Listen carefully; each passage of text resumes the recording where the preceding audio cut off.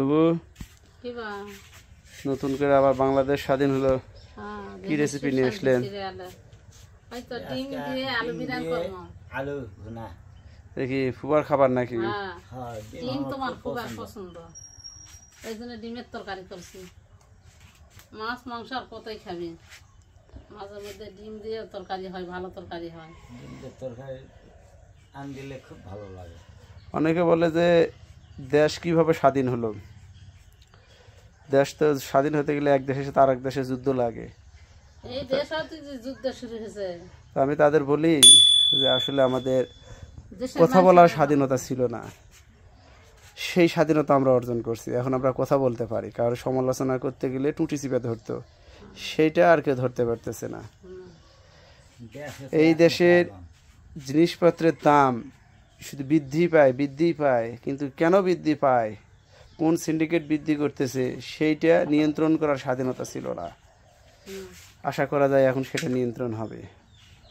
এই দেশের গণতন্ত্র ছিল না, একনায়কতন্ত্র ছিল, স্বৈরাচারী ছিল। এখন গণতন্ত্র পুনরুদ্ধার হলো, এখন সবাই কথা বলতে পারবে, এখন সবাই ভোট দিতে পারবে।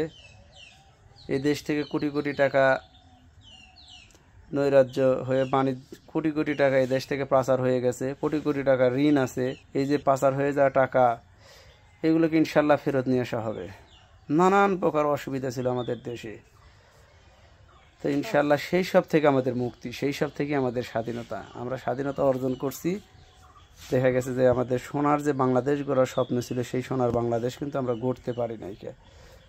শুধু লুটেরা লুট করে খাইছে, চাটারা চাটা খাইছে, কিন্তু দেশটাকে সোনার বাংলাদেশ কীভাবে গড়বে সেই চিন্তা ছিল না।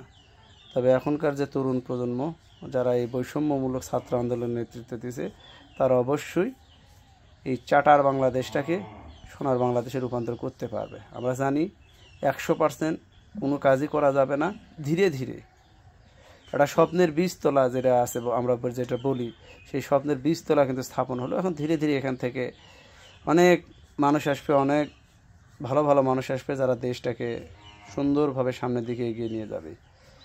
আমরা শুধু নিঃস্বার্থকেন্দ্রিক চিন্তা ভাবনা না করি, আমরা পরের জন্য চিন্তা করি, সবার সুবিধা যেভাবে হবে সেটাই আড়াই করবে। এইখানে আমি আর একটা জিনিস বলি, অনেকে বলতেছে আমাদের দেশে হিন্দু ভাইয়েরা অনেক জায়গায় আক্রান্ত হচ্ছে। আমি আমার আশেপাশে যে হিন্দু পরিবারগুলো আছে, আমরা তাদের সাথে অনেক সুন্দরভাবে চলাফেরা করতেছি, তাদের কোনো সমস্যা নেই, তাদের কোনো মন্দিরে হামলা হয় না। আসলে এখানে দেখা গেছে স্বার্থান্বেষী মহল, যাদের স্বার্থে আঘাত লাগছে, তারা এই ধরনের দাঙ্গাবাজ বা বিভিন্ন ধরনের ফেক নিউজ ছড়াইতেছে। অনেকে দেখলাম যে হিন্দুদের এখানে হামলা হচ্ছে, ওখানে হামলা হচ্ছে, দেখা গেলো যে পরবর্তীতে ওইগুলো সংবাদ অনেক আগে, এখন পুনরায় এই সময়ে এই ঘোলা পানিতে মাছ শিকার করার চেষ্টা হচ্ছে। আসলে আমাদের দেশের পরিস্থিতি বর্তমানে যে অবস্থায়, যেই পর্যায়ে অর্থনীতি আছে, যেই পর্যায়ে আমাদের দেশের মূল্যস্ফীতি বৃদ্ধি পাইছে, এই পর্যায় থেকে ধীরে ধীরে কিন্তু আমাদের উত্তীর্ণ হতে হবে। একবারে কিন্তু আমরা পারবো না। সবাই সবার জায়গা থেকে এই দেশটাকে ভালোবাসি, কে আওয়ামী লীগ, কে বিএনপি, কে জামাত, সেগুলো আমাদের দেখার বিষয় নয়। যে ভালো, এইসব দলের ভিতর থেকে যে ভালো, তারাই দেশটাকে নেতৃত্ব দিক। ভালো মানুষের দরকার। এই খেতলাল থানার অধিকাংশ লোকই কিন্তু ছাত্র আন্দোলনের সাথে জড়িতই ছিল না, কিন্তু এই অনেক জায়গায় একজন আরেকজনের আওয়ামী লীগের অফিসার ভাঙতেছে। আবার আওয়ামী লীগই এখানে একটা দুইটা ভাগ ছিল, একটা নৌকা, একটা কাশি। দেখা গেছে যে নৌকা মার্কার উপর যায়, এই কাশি মার্কার যে লোকগুলো ছিল, তারা যা নৌকা মার্কার উপর হামলা করতেছে।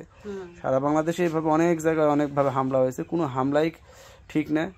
কেউ যদি অপরাধ করে থাকে, আইনের আওতায় তুলে দিলে তাদের বিচার কিন্তু হবে। যে অপরাধ করছে না কেন, তার বিচার অবশ্যই হবে। তো আশা করা যায় আমাদের দেশটা অবশ্যই সোনার বাংলাদেশ হবে। আমরা বিভ্রান্তি না ছড়াই, সোনার বাংলাদেশ গড়ার যে আমরা সংকল্প করছি, এটা শুধু আমি সংকল্প করলে হবে না, সবাইকে মিলেই সংকল্প করে এই দেশটাকে সামনের দিকে এগিয়ে নিয়ে যেতে হবে।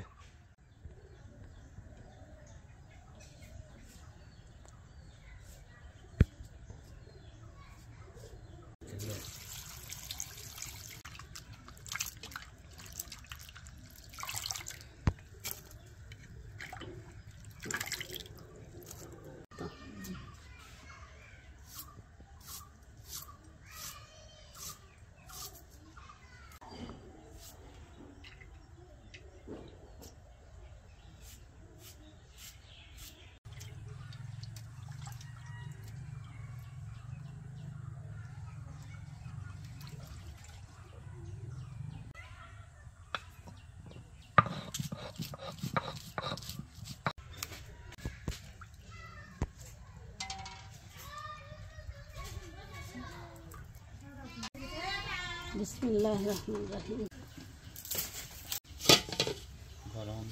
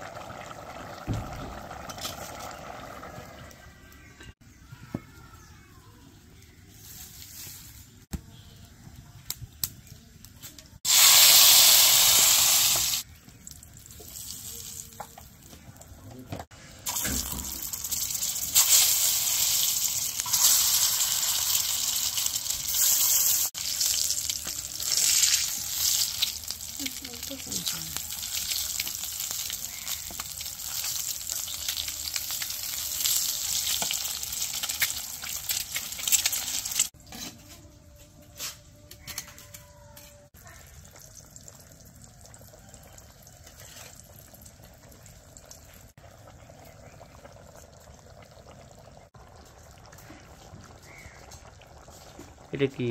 গরম মশলার গুঁড়া।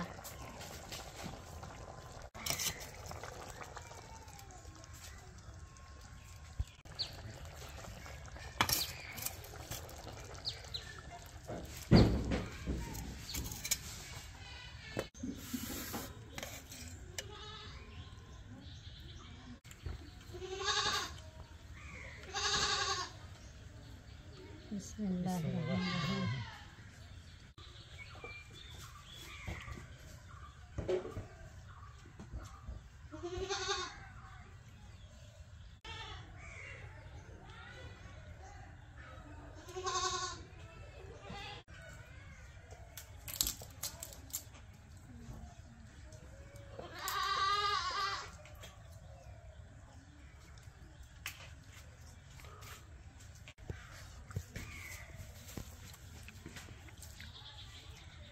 যখন ঘরত মাছ মাংস কিছুই না থাকতে তখন এক ঘাতের ডিম দিয়ে আলু বিরান করে। হ্যাঁ এই ডিম দিয়ে তরকারিতে এটা তো খুব সুন্দর একটা খাবার। হ্যাঁ ডিম দিয়ে আলু ভুনা খুব ভালো হয়েছে, এটা করে ডিম দিয়ে খুব আলু বিরান খুব সুন্দর করে খাওয়া মন চাইছে।